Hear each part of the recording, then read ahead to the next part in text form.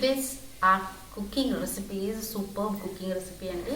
ఇది చాలా అంటే చాలా బాగుంటుంది. కోకోనట్ మిల్క్ రైస్ అన్నమాట. అంటే టెంకాయ పాలతో రైస్ అనేది చేస్తాము. చాలా వైట్గా ఉంటుంది, చూడడానికి కలర్ఫుల్గా. దాని మీద సూపర్బ్ అంటే సూపర్గా ఉంటుంది. Violet let start. చూడండి, ఇక్కడ నేను బాస్మతి రైస్ తీసుకున్నాను. ఇది వచ్చి మనకు ఈ గ్లాస్లో 1 గ్లాస్ ఆఫ్ రైస్ తీసుకున్నాను నేను ఈరోజు. మనకి దీన్ని ఏం చేద్దాం, ఇప్పుడు వాటర్లో ఒక ½ అన్ అవర్ వరకు సోక్ చేసి పెట్టేసుకున్నాము. ప్లస్ మనకి నేనేమన్నాను, కోకోనట్ మిల్క్ రైస్ కదా మనకి, దానికి మెయిన్ ఏం కావాలి మనకు, పచ్చి కొబ్బరి. చూడండి, ఒక టెంకాయని కొట్టాక కింద భాగం అయితే పెద్దగా ఉంటుంది మనకు. That's I have taken big one అనమాట. దీన్ని ఏం చేద్దాము, ఇప్పుడు చిన్న చిన్న పీసెస్ చేసేసి బాగా మిక్సీలో వేసామనుకోండి, మనకి మిల్క్ అనేది వస్తుంది అనమాట. దాన్ని ఎక్స్ట్రాక్ట్ చేసి పెట్టేసుకుందాం.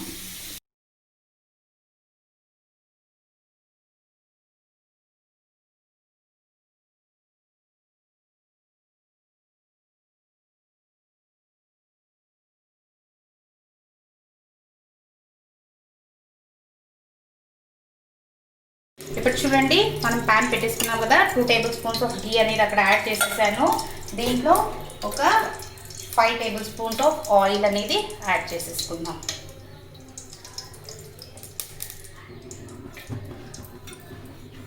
నెక్స్ట్ ఏం చేద్దాము, సింపుల్ చాలా, మనము ఒక బే లీఫ్ అనేది వేసేద్దాం. దాంట్లో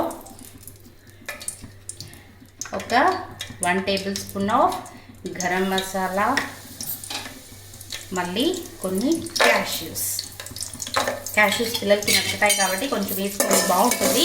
పిల్లలు అయితే సూపర్గా ఇష్టపడి తింటారు. మనకు స్పైస్ అనేది ఉండదు, ఇది చాలా అంటే చాలా బాగుంటుంది. చూడండి, ఒక 1 మినిట్లో మనకి ఏమైపోతుంది, ఇప్పుడు క్యాష్యూస్ అనేది కలర్ చేంజ్ అయిపోతాయి. ఈ స్టేజ్లో ఒక 3 పచ్చిమిర్చి నేను చీలికలు చేసి వేసాను. ప్లస్ ఒక 3 ఆనియన్స్ అన్నమాట, పొడి పొడిగా ఇలా కట్ చేసి పెట్టుకున్నాను. ఇక దీంట్లో వేసేసుకోవడం.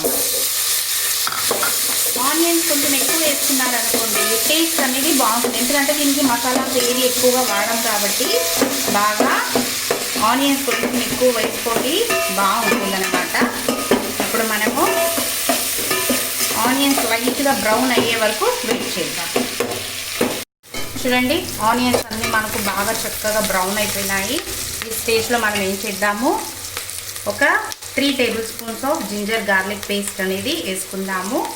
మరి కారం ఏమి వేయడం లేదు కదండి, ఓన్లీ చిల్లీస్, అది కూడా చాలా తక్కువ వాడతాం కాబట్టి కొంచెం జింజర్ గార్లిక్ పేస్ట్ ఎక్కువ వేసి ఒకసారి బాగా కలపండి.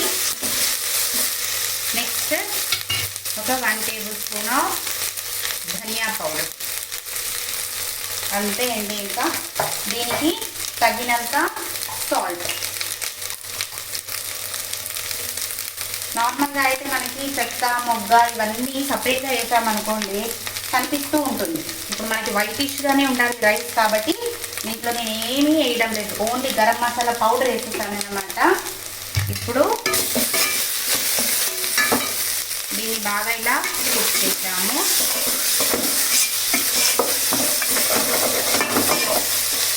నెక్స్ట్ దీంట్లో ఏం చేద్దాం, ఇప్పుడు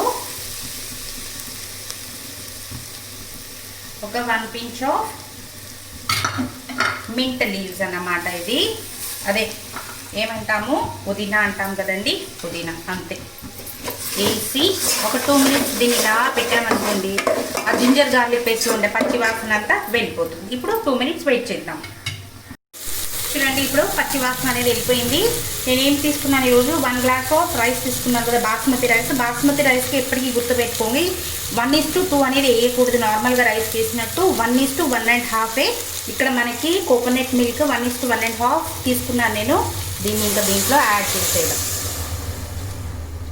ఇంకా యాడ్ చేసేసి ఇది బాగా ఉడికే వరకు, బాయిల్ అయ్యే వరకు కొంచెం వెయిట్ చేద్దాం మనము. చూడండి, ఎంత వైటిష్గా సూపర్గా ఉంది చూడడానికి. ఇది బాగా ఉడికి స్టార్ట్ అవుతుంది కదా, బాయిల్ అయ్యేకి వాటర్ కోకోనట్ మిల్క్ అంతా. When it starts to boiling we will add rice into it. ఇప్పుడు చూడండి, బాగా బాయిల్ అవుతుంది మనకి, వాటర్ అనేది బాయిల్, ఉడకడం. ఇంగ్లీష్ నేర్చుకుంటున్నాం కదా మనము కుకింగ్లోనే. చూడండి, ఇప్పుడు దీంట్లో వాటర్ అంతా ఏం చేసేసాను, వంపేసామంటాం కదా. ఇప్పుడు ఏం చెప్పాలి ఇంగ్లీష్లో, దీన్ని మనము డ్రైన్ చేసేసాము. వాటర్ టోటల్గా డ్రైన్ చేసేసాము. ఇప్పుడు మొత్తం రైస్ అంతా దీంట్లో వేసేసుకోవడం, నీట్గా వేసేసుకొని ఒక 2 మినిట్స్ వెయిట్ చేయండి. బాగా ఇది ఏమవ్వాలి, మనకు బాగా బాయిల్ అవ్వాలన్నమాట. ఇప్పుడు రైస్ అప్పుడే వెంటనే సిమ్ చేసేసారనుకోండి మెత్తగా అయిపోతుంది మనకు. అంతే, ఒకసారి తిప్పేసి ఇంకా మిగతాది మనకు ఉంది కదండి, కొత్తిమీర వేసుకోలేదు మనము. ఇప్పుడు కొంచెం కొత్తిమీర, ఇంకా కాస్త పుదీనా ఇలా వేసేసి దీన్ని ఏం చేద్దాము, బాగా ఉడకనిద్దామండి. ఇప్పుడు చూడండి, నార్మల్గా మనకి మన లర్న్ ఈస్ విత్ గీతాలో మనం ఏం చేస్తున్నామండి, not only cooking, not only studies, everything we are covering అండి. మరి ఇంతవరకు మా ఛానల్ని ఎవరైనా సబ్స్క్రైబ్ చేసుకోకపోతే ఇప్పుడు వెంటనే సబ్స్క్రైబ్ చేసుకోండి. పక్కనే ఉన్న బెల్ ఐకాన్ని కూడా ప్రెస్ చేసుకోండి, అప్పుడే మా నోటిఫికేషన్స్ అనేది మీకు వస్తాయి. చూడండి, అందరికీ యూజ్ అవుతుందండి. One channel so many things అనమాట మన దాంట్లో.